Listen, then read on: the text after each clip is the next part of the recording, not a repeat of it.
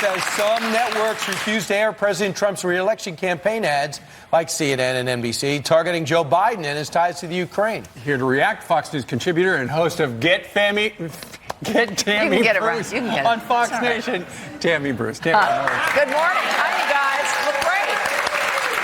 So, explain the story. Well, look, this is what's been kind of fascinating. It's been happening for a while. Remember, Joe Biden's team had warned everyone to stop booking Rudy Giuliani.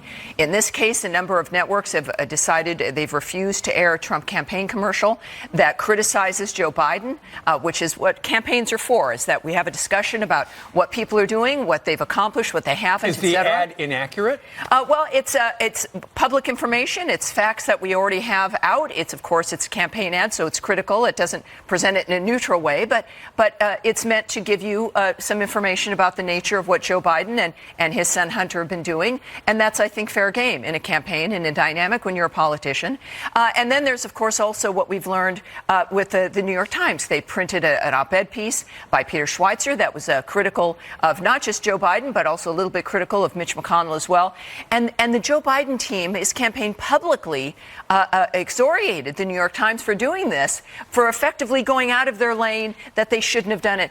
This is what totalitarian societies do to state media, that there seems to be an expectation by certainly the Biden campaign that you do not criticize him. Right. Yeah, I mean, it's the craziest thing ever. He's yelling at people. They're demanding that people stop booking Rudy Giuliani. They're upset at the New York Times for publishing this editorial from Peter Schweitzer that was critical of him and his son, as well as Mitch McConnell. Here's an excerpt. It says, what Hunter did was legal, and that's the problem. Mm-hmm. We need a Washington Corrupt Practices Act to stop political families from self-dealing. Yeah, this is not a one-off with the Bidens. This is